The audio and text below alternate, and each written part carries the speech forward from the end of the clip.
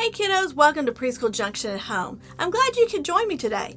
Today I'm going to read you the story of Moses and how God used Moses from the time he was a baby until he was grown. Years after Joseph died, another Pharaoh ruled over Egypt. He didn't know about Joseph or all that he had done for Egypt. This Pharaoh saw that his land was filled with Joseph's people, the Israelites. He was afraid they would help Egypt's enemies, so he made them his slaves. Then he commanded a most terrible command. Every Israelite baby boy must be thrown into the Nile River. But Jochebed just couldn't throw her baby boy into the river. For 3 months she kept him a secret.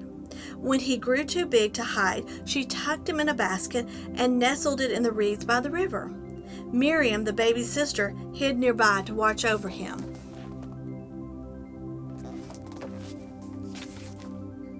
The basket was soon found by Pharaoh's own daughter. When she saw the crying baby, she felt sorry for him. Miriam ran to her. "Should I get an Israelite woman to care for him?" she asked.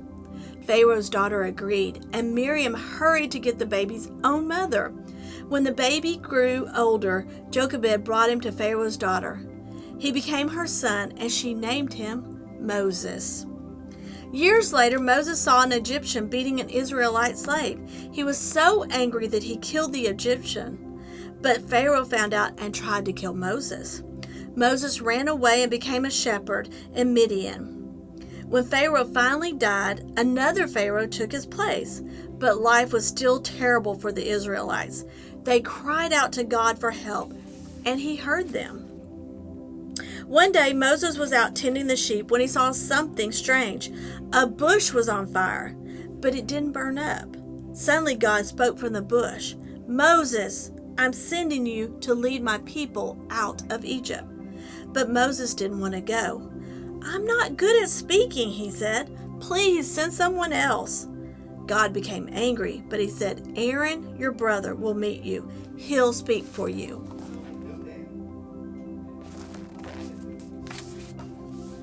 Moses traveled back to Egypt. Together, he and Aaron went to Pharaoh and said, "Yahweh, the God of Israel, says, 'Let my people go.'"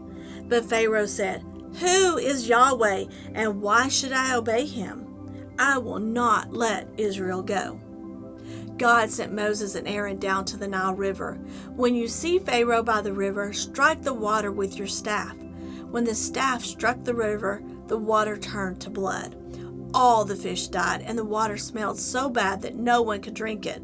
Still, Pharaoh would not let God's people go. So God made frogs swarm up out of the Nile. They hopped into the palace, into Pharaoh's bedroom, and right up into his bed. They croaked from every oven, bowl, and pot in Egypt. But Pharaoh still would not let God's people go. So God sent more plagues. He turned the dust of the earth into biting, stinging gnats. Then swarms of flies filled every house. Animals died, and the people were covered with painful sores. Hell beat down crops and shattered trees. Swirling clouds of locusts ate every last plant. Then 3 days of thick, black darkness covered all of Egypt. Only the Israelites had light.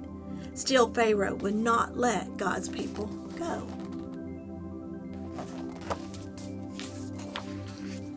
Then God sent one last plague, the most terrible one of all. But he told Moses how to keep the Israelites safe.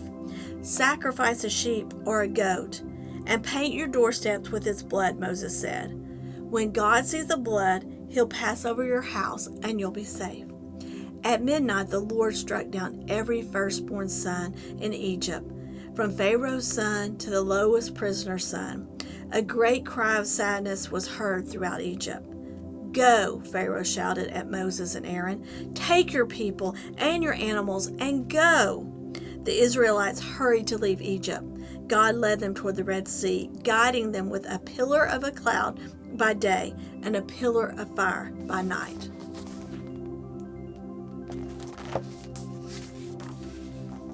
But when Pharaoh saw that his slaves were gone, he changed his mind. "Bring the chariots," he ordered.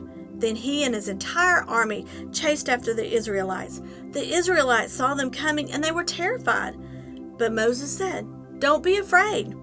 God will fight for you." Then he stretched out his hand over the Red Sea. God sent a powerful wind that drove the sea back, and the Israelites walked on dry ground. The Egyptians chased them into the sea, but God made their chariots swerve and crash. Moses stretched out his hand again, and God sent the waters rushing back. Pharaoh's entire army was swept into the sea. God's people were saved.